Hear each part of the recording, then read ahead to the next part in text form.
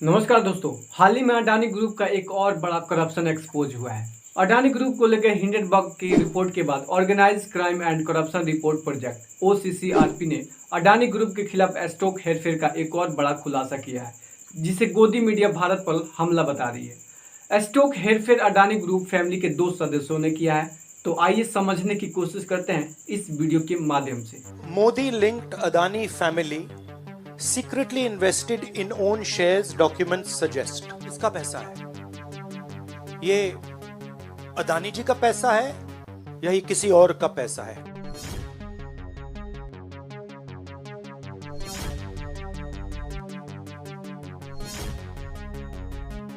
जनवरी 2023 में अमेरिका के एक हिंडनबर्ग रिसर्च टीम ने अडानी ग्रुप को स्टॉक शेयर मार्केट में हेरफेर का आरोप लगाते हुए रिपोर्ट जारी हुआ था। हिंडनबर्ग रिसर्च टीम ने बताया था, हमने अडानी ग्रुप कंपनी पर 2 साल रिसर्च किया है और हजारों से ज़्यादा डॉक्यूमेंट्स पर स्टडी किया है और दर्जनों लोगों से इन्वेस्टिगेशन किया है, जिसमें से कई अडानी ग्रुप कंपनी के एम्प्लॉय शामिल थे।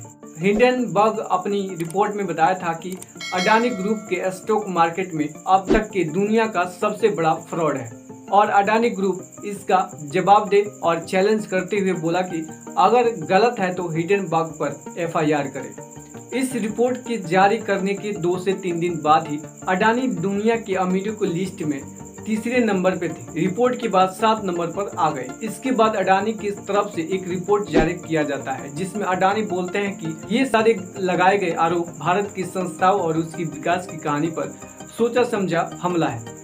413 पन्नों का जवाब था, लेकिन फिर भी अडानी का शेयर नीचे गिरता गया। हिंडनबर्ग एक निवेश करने वाली रिसर्च कंपनी है। इसकी स्थापना 2017 में नेट स्टर्डन ने की थी। यह कंपनी किसी दूसरे कंपनी पर रिसर्च करती है कि कहीं कोई फ्रॉड तो नहीं कर रहा है, शेयरों की वैल्यू रियल है या बढ़ा चढ़ाकर बताए जा रहे हैं, ताकि निवेशकों का ज्यादा प्रॉफिट का लालच देकर ठगा जा सके। बात करते हैं, अगर हिंडनबर्ग ने भारत पर ही हमला किया है तो ऐसा बिल्कुल भी नहीं है। हिंडनबर्ग ने अमेरिका का एक कंपनी निकोला, जो बिजली की गाड़ी बनाने वाली कंपनी है, 2020 में इसके खिलाफ एक रिपोर्ट पब्लिश हुआ था। वैसे ही स्वास्थ्य की एक कंपनी है क्लोवर हेल्थ, 2021 में हिंडनबर्ग ने इसके खिलाफ रिपोर्ट जारी की थी। करीब $6.25 बिलियन की कंपनी थी, जिसकी वैल्यू 90% कम हो गई। ये सारी कंपनी अमेरिका की ही है। ऐसे ही बहुत कंपनियों के पोल खोले हैं। अगर ये कंपनी भारत पर हमला कर रही है तो अमेरिका के कंपनियों को भी नहीं छोड़ा है। जहां तक चीन के भी कंपनियों का पर्दाफाश किया है। हिंडनबर्ग एक शॉर्ट सेलर कंपनी है। इसका मतलब होता है कई बार किसी कंपनी का शेयर बेचने लग जाता है, ताकि जब दाम गिर जाए तो कम दामों पर उन शेयरों को खरीद ले और मुनाफा कमा ले। इसे एक इन्वेस्ट करने का टेक्निक भी कह सकते हैं। कुछ ऐसा करो कि शेयर के दाम गिरा दो और खरीद लो टाइम से। अडानी की रिपोर्ट में लिखा गया था कि हिंडनबर्ग कंपनी ने फ्रॉड रिपोर्ट जारी कर अपना पैसा कमा लिया और निवेशकों का पैसा डुबो दिया। चलो, यह अडानी की बात मान लेते हैं कि हिंडनबर्ग का रिपोर्ट गलत था, लेकिन security exchange board of India, जिसे हम सेबी के नाम से जानते हैं, सेबी इंडिया स्टॉक मार्केट से रिलेटेड ट्रांजैक्शन सिक्योरिटी पर नजर रखती है। जब हिंडनबर्ग ने रिपोर्ट पब्लिश किया था और अडानी को शेयर हेरफेर के मामले में चैलेंज किया था, तब सेबी ने कुछ नहीं कहा। उसको बोलना चाहिए ये रिपोर्ट गलत है। सेबी को बोलना चाहिए कि हमारी निगरानी में इतना बड़ा फ्रॉड नहीं हो सकता है। और निर्मला सीतारमण कॉर्पोरेट कार्यों की मंत्री है, इनको सामने आके बोलना चाहिए था कि ये लगाए गए आरोप बिल्कुल गलत है।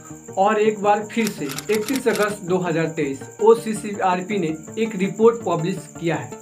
इस रिपोर्ट में बताया जा रहा है कि अडानी ग्रुप ने इलीगल तरीके से अपना शेयर हेरफेर किया है। OCCRP ने फाइनेंशियल टाइम्स और गार्जियन के सहयोग से एक जांच प्रकाशित किया, जिसमें 2 लोगों नासिर अली, शबान अली और चांग चुंग लिंग की पहचान की गई, जिन्होंने अडानी समूह में करोड़ों डॉलर का इन्वेस्टमेंट करने के लिए मॉरिशस स्थित ऑफशोर फंड का इस्तेमाल किया था।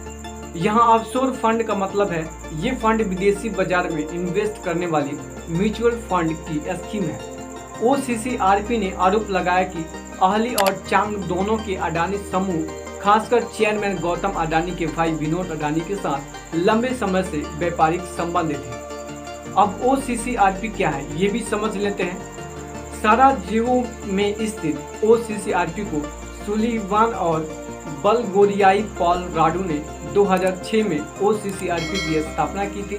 पिछले कुछ वर्षों में OCCRP 5 देशों में काम करने वाले 6 पत्रकारों से बढ़कर 30 देशों में 150 से अधिक पत्रकारों तक पहुंच गया है।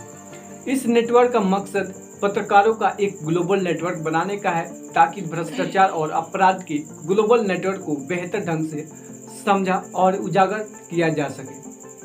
OCCRP रिकॉर्ड के अनुसार 2009 के बाद से इसके द्वारा की गई रिपोर्टिंग के कारण सीधे तौर पर 398 आधिकारिक जांच हुई और इसमें 621 गिरफ्तारियां, 131 इस्तीफे हुए। इसके अलावा विभिन्न कंपनियों पर $10 मिलियन से अधिक का जुर्माना लगाया गया और धन जब्त किया गया। लेकिन गौतम अडानी ने इनके लगाए गए सारे आरोपों को डिनाई किया। OCCRP ने आरोप लगाया कि ये दोनों व्यक्ति अडानी समूह के सहयोगी थे, यानी कि एम्प्लॉय भी कह सकते हैं। इसीलिए ये अडानी के इन्वेस्टरों ने भारतीय शेयर बाजार नियमों का उल्लंघन किया है। अब आप सोचेंगे कि इसमें इलीगल क्या है। इन दोनों यानी नसीर अली, शबान अली और चांग चुंग लिंग इनके शेयर ही तो खरीदे हैं। लेकिन स्टॉक मार्केट में जब कोई कंपनी अपने ही लोगों से अधिक शेयर खरीद ले तो बाजार में उसके शेयर की कमी हो जाती है, उनके दाम बढ़ सकते हैं या कंपनी का मार्केट कैप यानी वैल्यू भी बढ़ जाती है। आम इन्वेस्टर को लगता है कंपनी तो बहुत बढ़िया चल रही है, फिर आम इन्वेस्टर पैसा लगाता है, शेयर खरीदता है, शेयर के दाम बढ़ता है, कंपनी ये सब दिखाकर बैंक से हजारों करोड़ रुपए का लोन उठा लेती है, एक और नई कंपनी बना लेती है। अगर ऐसे कोई कंपनी करती है तो भारत के कानून के हिसाब से उस कंपनी को डिलीट किया जा सकता है, यानी बैन किया जा सकता है। इसमें मैरिशस और बरमुंडा के एक कंपनी जिसे निवेश फंड कहते हैं। हिंडनबर्ग रिपोर्ट में इन कंपनी के नाम थे, लेकिन कौन इन कंपनियों के जरिए अडानी समूह में निवेश कर रहा है उनका नाम पता नहीं चला था। हाल ही में रिपोर्ट में अब दावा किया जा रहा है कि 2 नाम अब सामने आए हैं, नसीर अली, शबान अली और चांग चुंग लिंग।